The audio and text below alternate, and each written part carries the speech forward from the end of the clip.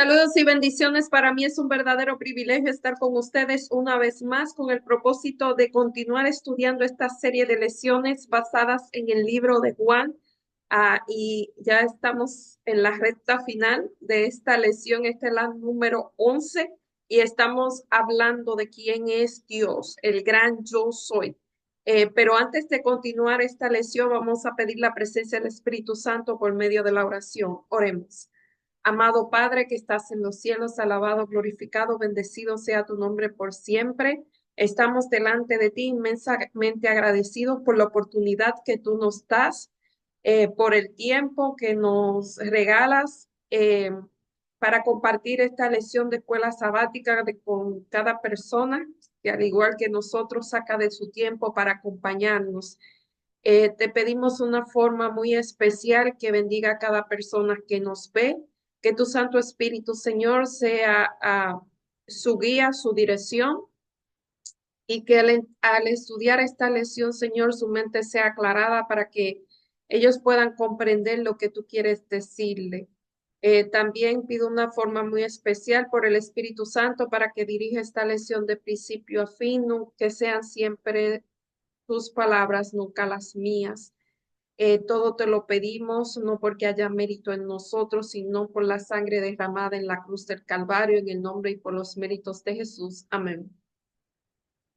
El título de esta lección es El Padre, el Hijo y el Espíritu Santo, la famosa Trinidad. Eh, y el versículo para memorizar dice, pero el Consolador, el Espíritu Santo, a quien el Padre enviará en mi nombre, Él le enseñará todas las cosas y le recordará todo lo que le he dicho. Juan 14:26. Fíjense que aquí están los tres personajes de la deidad, el Espíritu Santo, el Padre y el que habla es Jesús. El Evangelio de Juan es un mosaico de temas. Juan recurre, como hemos mencionado, Juan menciona o llama a lo que otros llaman milagro, él le llama señales, y son unas señales que apuntan al Mesías. O sea, según Juan, cuando Jesús realizaba un milagro, no simplemente era para suplir una necesidad, eh, para resolver un problema, eso también mostraba que Jesús era el Hijo de Dios, o sea, hablaba de su eh, identidad como Mesías. Juan utiliza una serie de testigos, ya lo vimos anteriormente, para proclamar que Jesús es el Cristo. También utiliza las informaciones como yo soy. Hemos dicho que cuando ellos escuchaban yo soy, sabía que se estaba refiriendo a Dios, porque yo soy eh, está en presente, pasado y futuro. O sea, yo soy el que soy, se refiere únicamente a Dios. Y ellos cuando escuchaban esas palabras sabían que se estaba refiriendo a él como Dios, o sea, él se estaba refiriendo a su divinidad. Los tres miembros de la deidad son mencionados, como dice, en los versículos 1 al 4 y 14 de Juan 18, 32 al 34. Durante siglos los seres humanos han intentado comprender plenamente la naturaleza de la deidad. O sea, eso es un tema de estudio y será por los siglos de los siglos, porque nuestra mente finita no alcanza a comprender plenamente cómo tres personas son uno, o sea, son uno y a la vez tienen su individualidad y tienen su identidad. O sea, el Dios triuno realmente es algo que ha traído mucha controversia. Los seres humanos han intentado comprender plenamente la naturaleza de la deidad, pero como no es posible, muchos niegan su existencia. Muchas veces nosotros negamos lo que no podemos comprender y no nos damos cuenta que nuestra mente es muy, pero muy finita. ¿Saben? Muchas de las cosas que ahora se dan por cierta, hace un tiempo eran muy difíciles de entender, o sea, no, ni siquiera existían. Así que, como yo siempre he mencionado, el conocimiento es progresivo y nunca vamos a alcanzar a entender todo realmente. Juan dice que si quieres entender a Dios, tiene que ser Dios. O sea, ¿cómo tú vas a entender a Dios? Si tú entendieras a Dios, fuera Dios. Así que cuando tú entendemos a Dios, debemos saber, o sea, lo que no está revelado acerca de Dios, debemos saber que es porque Él es Dios y nosotros somos humanos. Eh, Debes mirar a Jesús y lo que ha sido revelado en su palabra. Este enfoque nos habla a un mundo nuevo de relaciones entre los miembros de la deidad, entre ellos los seres humanos y los propios seres humanos. La lección de esta semana examina cómo el Evangelio de Juan presenta al Padre, al Hijo y al Espíritu Santo, pero ahora en el contexto o sea, ya Jesús se está despidiendo. Los últimos capítulos de Juan, fíjense que Juan alarga todo ese discurso de despedida más que los otros evangelios y ya él realmente se está despidiendo. Claro, él tenía que morir primero, pero es, como dice aquí, un discurso de despedida. Y ahora vamos a hablar el Padre Celestial. El Evangelio de Juan está escrito desde el punto de la narración bíblica global, empezando por el principio. En el principio era el verbo era Dios y el verbo era con Dios. O sea, Dios creó todo lo que existe. Ellos crearon el universo, incluido todos los seres que habitan en ellos. Eh, y el propósito, o sea, cuando Dios creó a la tierra y a los seres humanos, el propósito era que vivieran en armonía y en amor, en una amorosa armonía entre los seres creados y su creador. Pero desafortunadamente conocemos la historia. Lucifer, hubo una rebelión en el cielo, el misterio de la iniquidad. No sabemos cómo ser perfecto en una atmósfera perfecta. Siente envidia, codicia la posición de Dios, siente celos y dice, ¿por qué yo no estoy ahí entre ellos? ¿Porque yo estoy aquí y ellos son allá? Él deseó subir a las alturas y ser igual a Dios. No igual a Dios en carácter, sino igual a Dios en poder y posición. Y eso es el misterio de la iniquidad, porque no sabemos cómo un ser perfecto sintió todo eso. No solamente lo sintió, que ejecutó lo que sintió. Y ya sabemos que eso llegó al jardín del Edén y Adán y Eva pecaron sin entrar mucho en discusión de quién sí, quién no, pues eso fue lo que ocurrió y así terminamos en este mundo de pecado. Eh, y Jesús se hace humano, uno de ellos de la deidad tenía que venir a hacerse humano para restaurar esa relación que estaba rota, porque el pecado, entre otras cosas, es una interrupción con nuestra relación con Dios. Y el pecado muestra de forma distorsionada quién es Dios. Por eso muchos entendemos quién es Dios de manera muy distinta, es el pecado. Por eso Dios el Hijo asumió nuestra naturaleza, se hizo uno como nosotros para restaurar el conocimiento y traer salvación a la humanidad.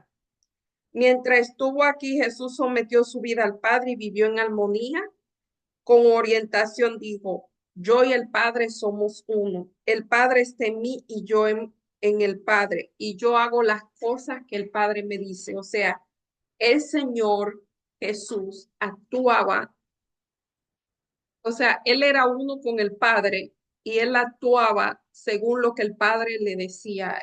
Esa relación era estaba intacta, por eso él actuaba como actuaba. ¿Qué funciones del Padre describen estos versículos? Yo voy a leer algunos simplemente. Ustedes realmente traten de leerlo todo, porque de eso se trata. Y el primero es muy conocido porque es Juan 3:16. y es Juan 3:16, dice, porque de tal manera amó Dios. Fíjese que el que amó, a veces ponemos a Dios, el Padre, como un tirano que hay que aplacarle la ira.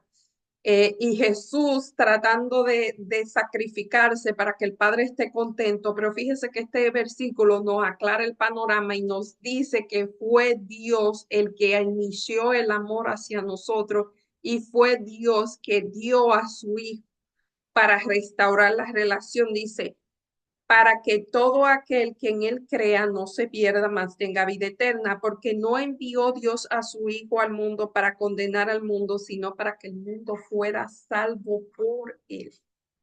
Ese es el propósito.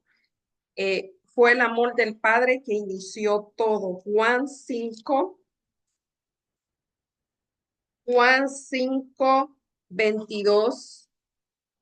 Porque el Padre a nadie juzga, sino que todo el juicio se lo dio al Hijo. Y en el 30 dice, no puedo yo hacer nada por mí mismo, según oigo así juzgo y mi juicio justo, porque no busco mi voluntad, sino la voluntad de que él me envió el Padre. O sea, esa gente trabajaban en equipo. Ay, eso me salió así.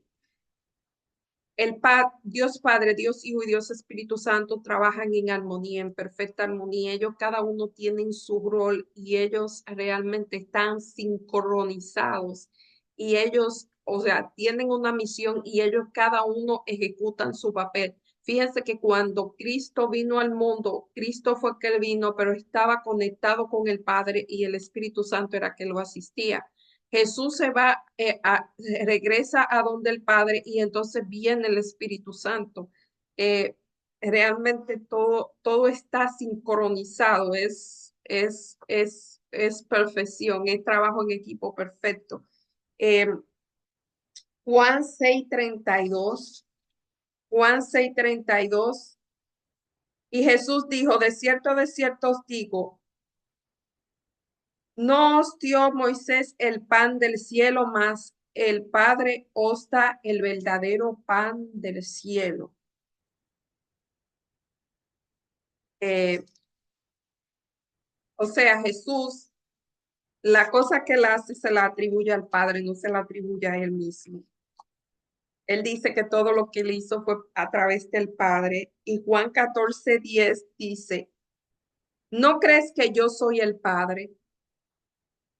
Y el Padre en mí. Eso fue cuando Felipe le dijo, muéstranos al Padre. Las palabras que yo hablo no las hablo por mi propia cuenta, sino que el Padre que mora en mí, él hace la obra. Y el 24 dice, el que no me ama no guarda mis palabras y la palabra que habéis oído no es mía, sino el Padre que me envió. Todo es el Padre, o sea, él estaba ejecutando la voluntad del Padre. Y la gloria se la da al Padre, él no se atribuye la gloria a sí mismo, y él era Dios. Gran enseñanza para nosotros, gran enseñanza para nosotros. Claro, la búsqueda de reconocimiento en nosotros tiene una motivación muy interna, la cual no voy a mencionar, pero sí tiene una motivación que eso hay que trabajarlo para que no sea así. Cristo está en los profetas y serán todos enseñados por Dios, así que todo aquel que oyó al Padre y aprendió de él viene a mí. Estos versículos presentan que hay una relación muy, pero muy estrecha con el Padre. El Padre tiene un contacto íntimo con nuestro mundo y es nuestra participación en la salvación, o sea, Él es el originador. ¿Qué nos enseña eso hacia el amor del Padre por nosotros? Como dije en un comienzo, a veces se dibuja al Padre como el tirano que hay que aplacarle la ira y por eso Jesús es el que aplaca la ira, pero realmente Él es el que comenzó el amor. Bueno, es que los tres son uno, pero Él fue el que amó al mundo. O sea, Jesús no vino al mundo para aplacar la ira, sino para que nosotros fuéramos salvos. En la parte del lunes, Jesús y el Padre. Fuimos creados por Dios para tener una relación personal con Él. Génesis 1:26. Eh, Agustín, obispo de Hipona, dice, oh Señor, fuimos creados para ti y no encontramos, y nuestro corazón está inquieto hasta que no volvamos a ti. O sea, que eso que le falta al ser humano, ese es Dios. El ser humano tiene un vacío que es del tamaño de Dios. Nada lo puede llenar. Y el problema del ser humano es que trata de llenar esos vacíos con cosas y con personas que no son Dios. Ese es el gran problema del ser humano y por eso hay tanto caos en este mundo. Porque no le estamos dando a Dios el protagonismo en nuestra vida que Él merece. De boca sí, pero no se lo estamos dando realmente. Sin embargo, a causa del pecado, esa relación se terminó y se creó un puente, hubo una ruptura. Y eso es lo que Jesús vino a enmendar esa ruptura, a reparar, vamos a decirlo así, no enmendar, a reparar. Reparador de portillos. Génesis, Génesis 3, Génesis 3 7 al 9.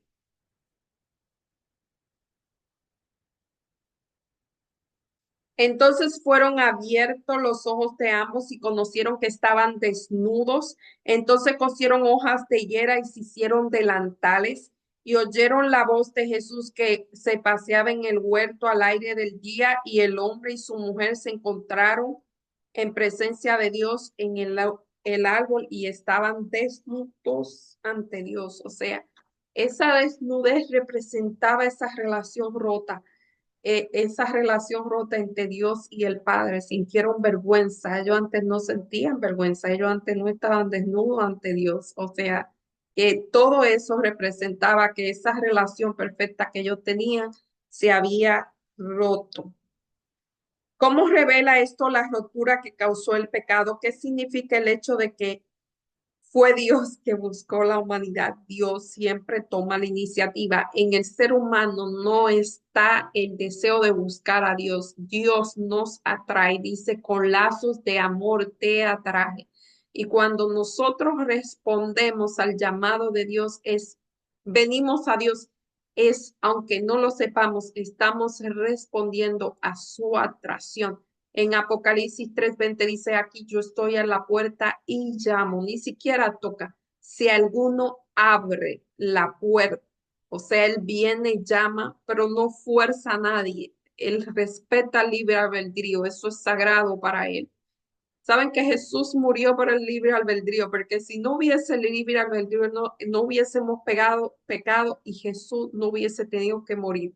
O sea, el precio del libre albedrío fue la muerte de Jesús. Eso lo estoy diciendo yo, me hago responsable.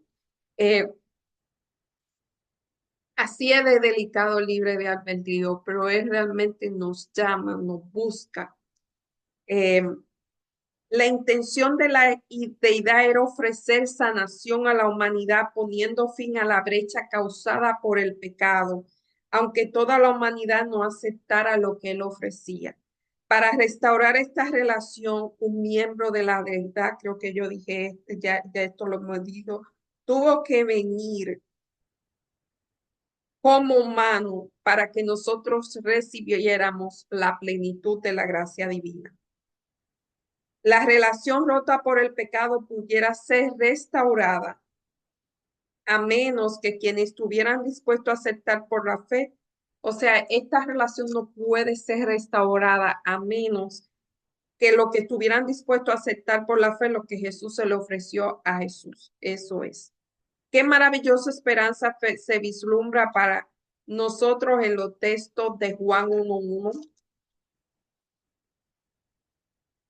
Juan 1:1, en el principio era el verbo era Dios y el verbo era con Dios.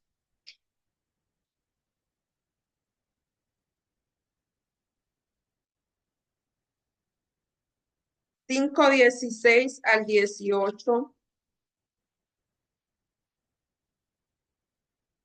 Juan 5:16 al 18. Y por esta causa los judíos perseguían a Jesús y procuraban matarle porque hacía cosas que en el día de reposo. Y Jesús respondió: mi Padre hasta ahora trabaja y yo trabajo.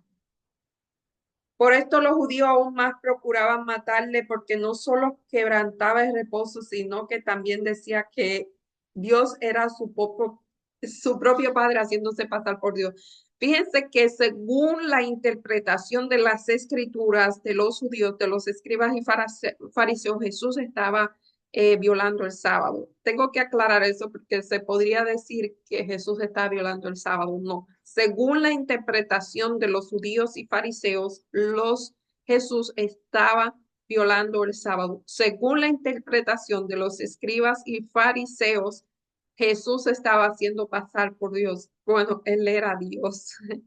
Bueno, debo corregir, según los escribas y fariseos, la percepción, la interpretación de las escrituras, él estaba haciendo blasfemo porque se estaba haciendo pasar por Dios. Eso es lo que quiero decir, que nosotros interpretamos la Biblia diferente.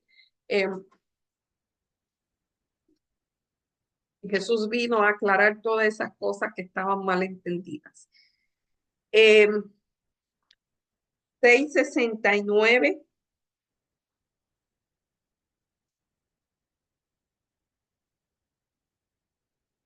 Y nosotros hemos creído y conocemos que tú eres el Cristo, el Hijo del Dios viviente. 10:10.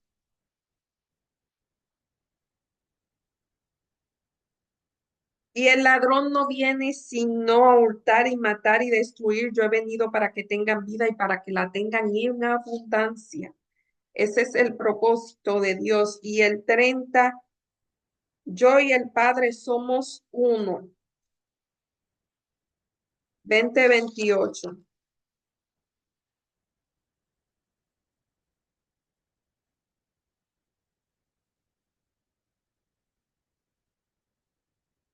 Entonces Tomás respondió y le dijo: Señor mío, Dios mío. Después que él le dejó entrar los dedos en su llaga, entonces él declaró: Señor mío, Dios mío. En Cristo hay una vida original, no una vida que deriva de otra. Esto es el deseado de toda la gente, página 489. La gente que están en Cristo son gente auténtica, son gente originales. Sin embargo, como hijo encarnado que se despojó a sí mismo del ejercicio de su prerrogativa, Cristo, hablando de su experiencia en la Biblia, en la tierra como hombre entre hombres, podría referirse a la posesión de la vida como un don de Dios. La divinidad de Cristo es la garantía del creyente de la vida eterna. O sea, tenía que ser un miembro de la deidad el que muriera, no podía ser otro humano. Por lo tanto, envió a su único hijo para que el Padre pudiera ser conocido. O sea, no solamente para ser salvado, es para que el Padre, para mostrar realmente quién era el Padre. Eso lo dijimos la semana pasada. Realmente ellos tenían que ver las escrituras en vivo. Conocer al Hijo es conocer al Padre. Eso es la parte del martes. Y dice: a lo largo del Evangelio de Juan, el apóstol describe cómo Jesús, el Hijo, realiza las señales que señalan al Padre. Jesús explica que el Padre y muestra la relación con nuestro mundo. Todo está en consonancia con Juan 1:18, que dice: el griego esegeoma, que es interpretar, exponer, o sea, explicar, interpretar, exponer. Eso fue lo que vino a Jesús. Y en las 3 epístolas del Juan lo menciona a 136 veces, que él vino a, es más de un tercio de lo que lo menciona todo el Nuevo Testamento. Así que Juan enfatiza mucho que eso fue lo que vino a Jesús a hacer, a señalar quién era Dios. Jesús representa al Padre en la tierra y vino a cumplir en carne humana la voluntad de Dios. Jesús es todo, procuraba hacer la voluntad de Dios, de Dios el Padre y no la suya. Él daba testimonio del Padre. Para terminar, o sea, él vino a salvar la humanidad y él daba testimonio del Padre. Las afirmaciones de Jesús acerca de su relación con el Padre son sorprendentes. Declara que todas sus enseñanzas son del Padre, o sea, él siempre menciona al Padre, siempre le da la gloria al Padre, que creer en él que es lo mismo que creer en el Padre. Por lo tanto, sus palabras como son obras del Padre, o sea, él, él vino, vuelvo y digo, aquí lo dice, vino a dar testimonio de quién era Dios. Por eso, si vemos a Jesús, vamos a ver realmente cómo era Dios y podemos quitar de nuestra mente quizá todas esas cosas de pensar equivocadamente cómo es la naturaleza de Dios. Y en la parte del miércoles, el Espíritu Santo. El Espíritu Santo no es tan prominente en el Evangelio de Juan como el Padre y el Hijo, no lo menciona tanto. Sin embargo, su papel es crucial en la misión de Cristo. En Juan 1:10 al 13, aquí vemos al Espíritu Santo. Eh, el mundo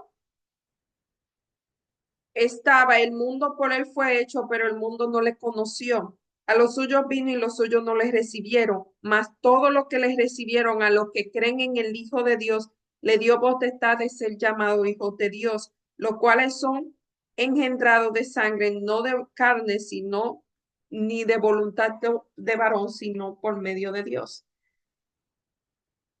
En el primer capítulo de Juan podemos ver cuál es el papel principal del Espíritu Santo. Juan nos dice que todos los que recibieron la palabra, es decir, quienes creyeron en él, se convirtieron en hijos de Dios, no nacieron en forma natural, por voluntad humana ni por el deseo de varón, sino que nacen del Espíritu Santo. ¿Qué dice los siguientes pasajes acerca de las actividades del Espíritu Santo? Según el libro de Juan. En Juan 3:5 al 8, 3:5 al 8 dice, respondió Jesús, de cierto os digo que el que no naciere de agua y de espíritu no puede entrar en el reino de Dios. Lo que es nacido de la carne, carne es, y lo que es nacido del espíritu, espíritu es. No te maravilléis cuando te digo, es necesario nacer de nuevo. El viento sopla y sopla donde quiere y no sabemos ni dónde viene ni dónde va. Y ahí está mencionando la obra del Espíritu Santo que no se ve, se siente, pero no se ve. Juan 6:63 dice, el Espíritu es el que da vida, la carne para nada aprovecha. La palabra que yo he hablado son espíritu y son vida.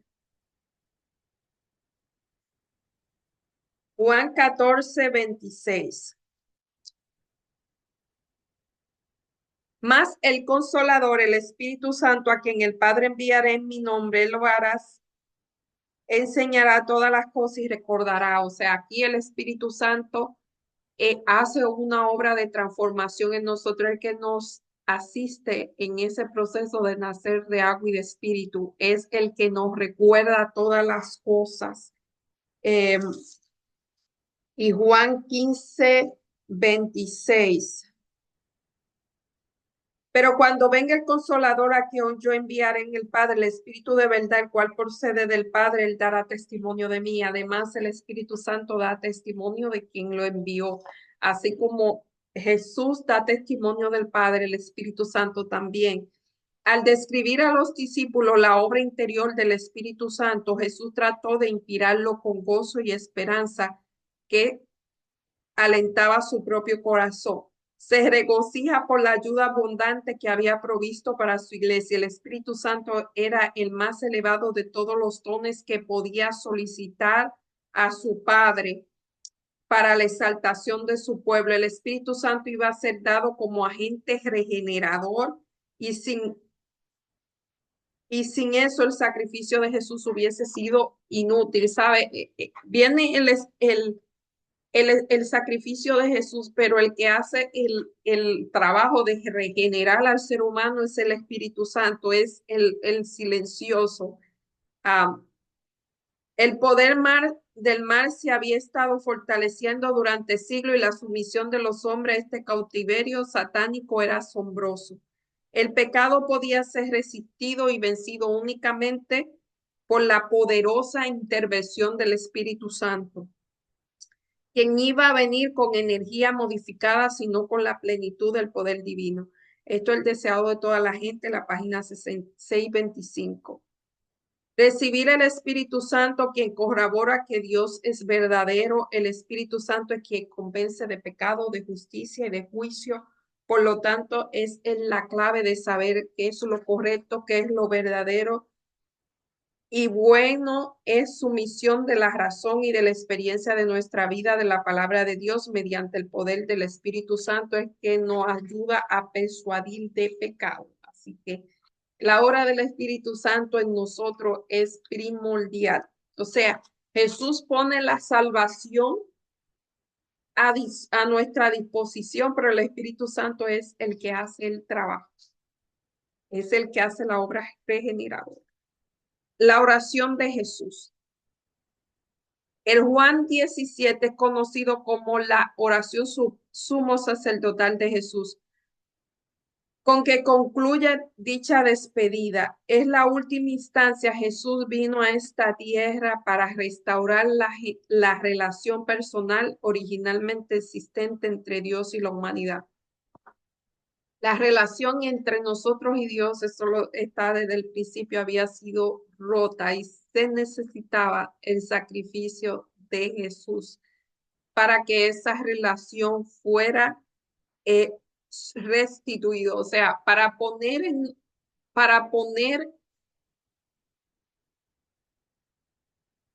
o sea, para hacer eh, disponible esa relación, porque si nosotros no lo buscamos, tampoco está restaurada. Es simplemente nosotros necesitamos el sacrificio de Dios, pero es el Espíritu Santo el que también intercede entre Dios y entre nosotros.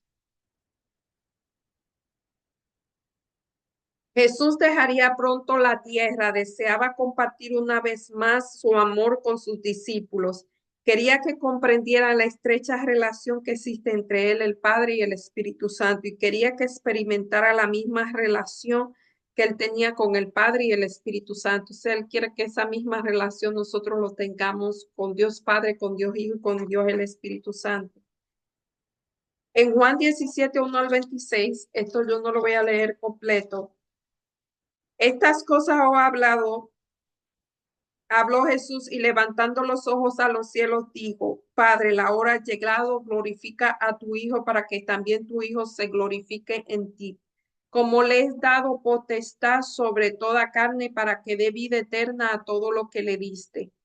Y esta es la vida eterna, que te conozcan a ti, el único Dios verdadero, y a Jesús a quien he enviado, y te he glorificado, he acabado la obra que me dijiste que hiciera. Pues, Padre, glorifícame tú al lado tuyo con aquella gloria que tuve contigo antes de que el mundo existiera. Esta es una oración muy hermosa. Entre las cosas dice, él ora por él, pero él ora también por todo el mundo. Y una de las cosas que él dice, no ruego que lo quites del mundo, sino que lo guardes del mal, porque en el mundo teníamos que estar. Santifícalos en la verdad, tu palabra es verdad. Como tú me enviaste al mundo, así yo he enviado a ellos al mundo, y por ello que yo me santifico a mí mismo para que también ellos sean santificados en la verdad. Mas yo no ruego por esto, sino que ruego por todo lo que han de venir. En esta oración Jesús abarca toda la humanidad, toda la gente que existieron y que van a existir. Yo en, yo en ellos y tú en mí para que sean perfectas, en perfecta unidad, para que el mundo conozca que me enviaste, que has amado a ellos como también a mí me has amado. Es una oración muy hermosa. Recomiendo altamente que lean este capítulo con detenimiento, eh, para que vean la manera tan hermosa en que Dios se dirige a su Padre, Jesús se dirige a su Padre y que ora por él, ora por la humanidad y hace pedidos específicos por la humanidad. En el sentido de que muchos leen Juan 17, en el sentido que lo único que importa es la unidad y el amor.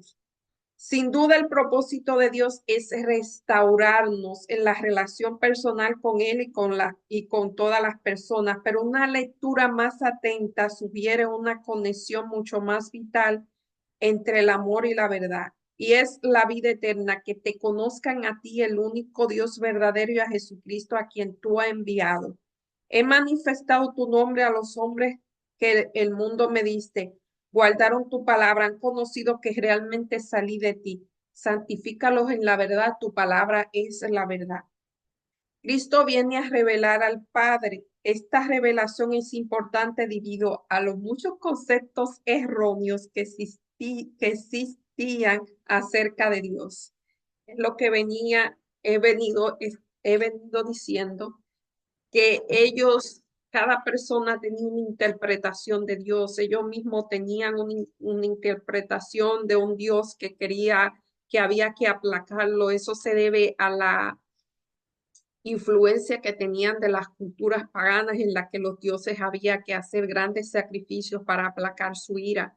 Así que muchas de esas creencias estaban infiltradas en el pueblo de Israel y ellos pensaban eso, que Dios había que aplacar la ira y por eso lo miraban de esa manera. Por eso cuando Jesús venía y mostraba amor por el pecador, perdonaba el pecado, pues ellos no entendían eso que estaban diciendo, porque para ellos eran santos y los demás eran pecadores que no merecían el favor de Dios.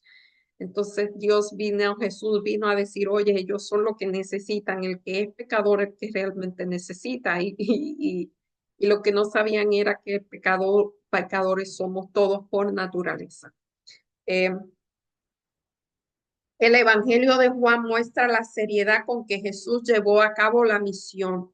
Él representaba correctamente la palabra, o sea, él vino a cumplir la palabra, no a abolirla, sino a cumplirla. Él vino a es como, bueno, se me acaba de ocurrir, no sé si estoy diciendo algo fuera de lugar, pero él era como un actor que venía a representar el libreto que ya estaba hecho. No era hipócritamente, sino que venía a vivir lo que estaba escrito.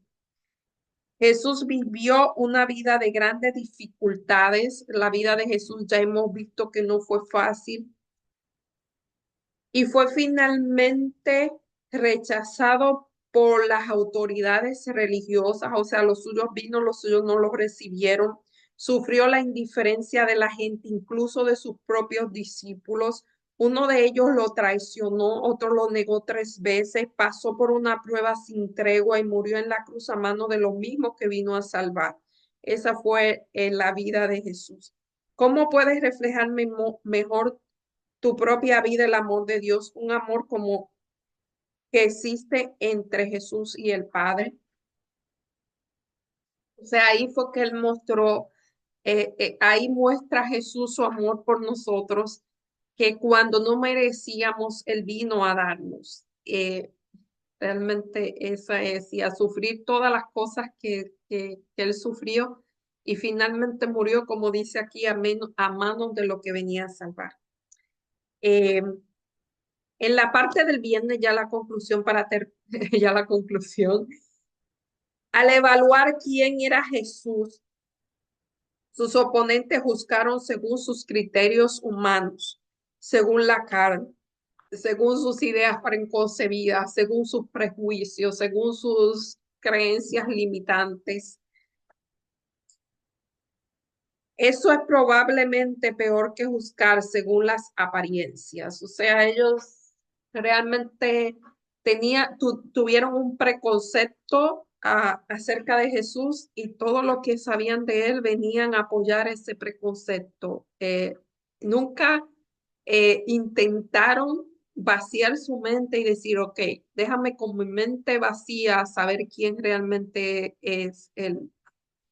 Eh, Como él mismo dijo, ustedes no conocen a Dios porque si conocieran a Dios, si obedecieran a Dios, si amaran a Dios, me conocieran a mí porque lo mismo que hace Dios, que hizo escrito, eso es lo que yo estoy haciendo.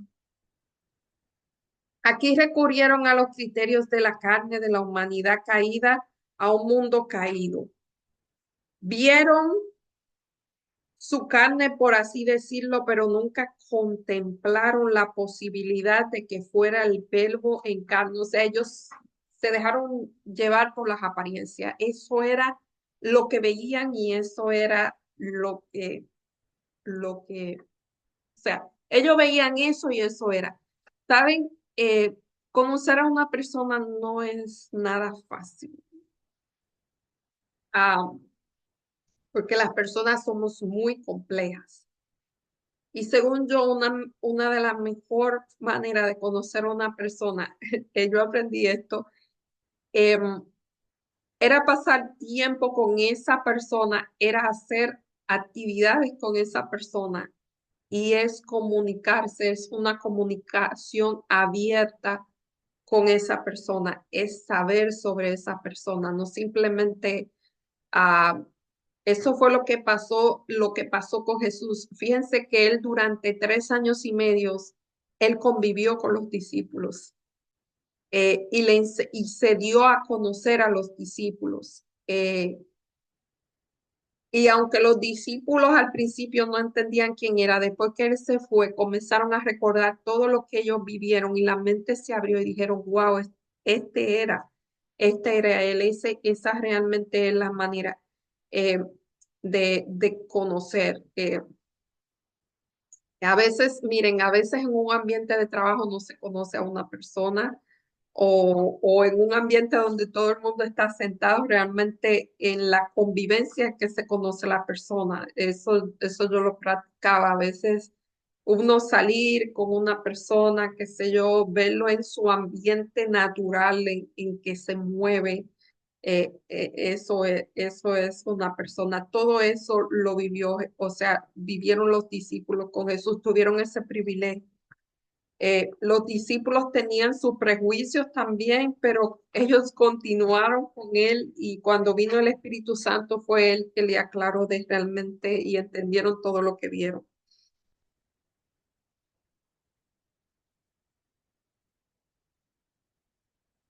Considera a Cristo según un conjunto de criterios tan limitados. Y a veces nosotros tenemos criterios y son muy limitados. Es sobrepasarlo desde un punto de vista mundano. El Consolador es llamado el Espíritu de verdad. Su obra consiste en definir y mantener la verdad. Primero mora en el corazón como el Espíritu de verdad y así llega a ser el Consolador. Hay consuelo en paz en la verdad, pero no se puede hallar verdad, paz ni consuelo en la mentira. Por medio de la falsa teoría y tradiciones es como Satanás obtiene su poder sobre la mente, induciendo a los hombres a adoptar normas falsas de formar el carácter.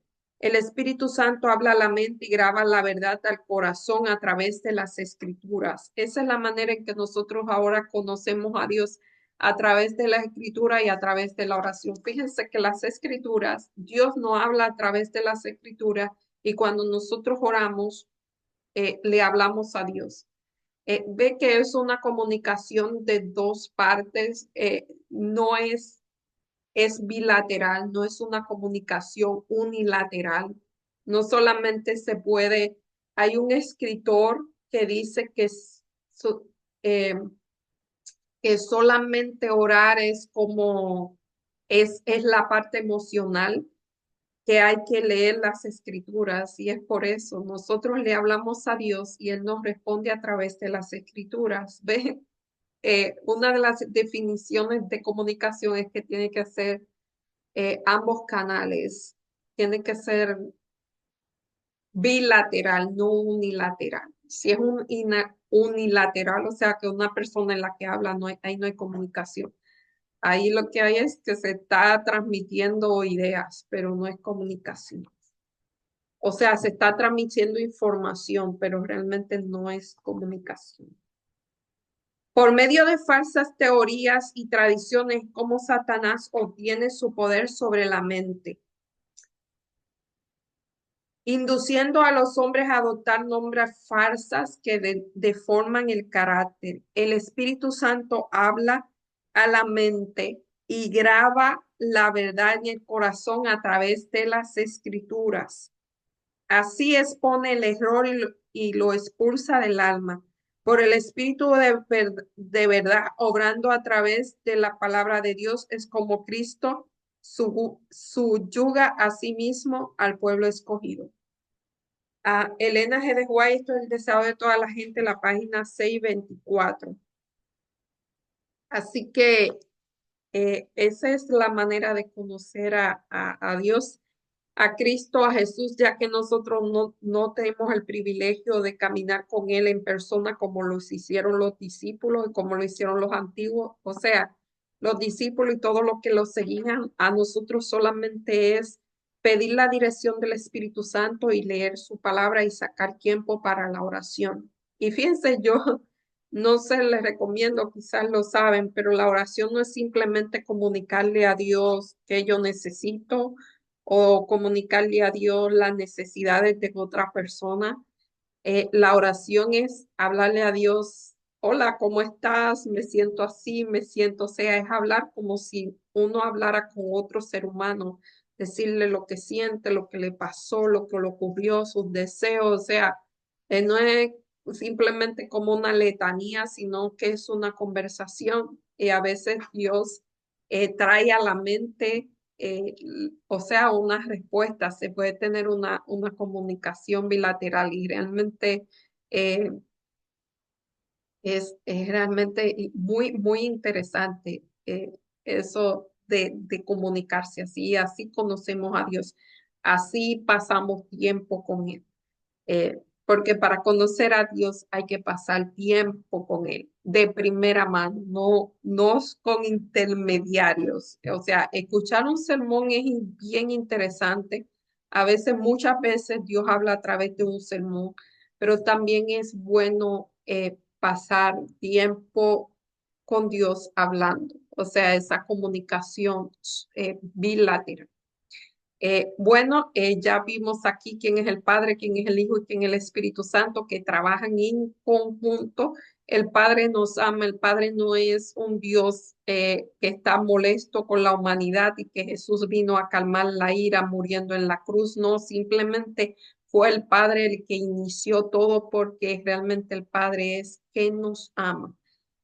Bueno, yo sin más me despido deseándole que tengan una hermosa semana y que se comuniquen con su creador, saquen tiempo para conocer quién es Dios. Vamos a orar. Amado Padre que estás en los cielos, alabado, glorificado, bendecido sea tu nombre por siempre. En este momento estamos delante de ti, agradecidos porque tú nos diste a tu Hijo para que a través de él nosotros tengamos la salvación. También nos dejaste el Espíritu Santo, Señor, para que él sea el que si nosotros se lo permitimos, haga una obra regeneradora en nosotros, también que restaure esa comunicación perdida que tenemos contigo, Señor, y que nosotros podamos tener esa relación tan estrecha que tú tienes con el Hijo y con el Espíritu Santo. Bendice a cada persona que nos ve. Yo sé que hay muchas necesidades. Vivimos en un mundo de mucho dolor, de mucha tristeza, de mucha maldad. Bendice a cada persona que está pasando ahora mismo por el valle de sombra, de lágrimas, Señor, que tú seas su consuelo donde quiera que ellos estén, que tu Santo Espíritu se deje sentir en medio de ellos, que tú suplas sus necesidades en lo más íntimo de su ser Señor, y que ellos puedan encontrar un refugio, un bálsamo en ti. Todo te lo pedimos, primeramente pidiendo el perdón de nuestros pecados en el nombre y por los méritos de Jesús. Amén. Bye y hasta la próxima semana, si el Señor así lo permite.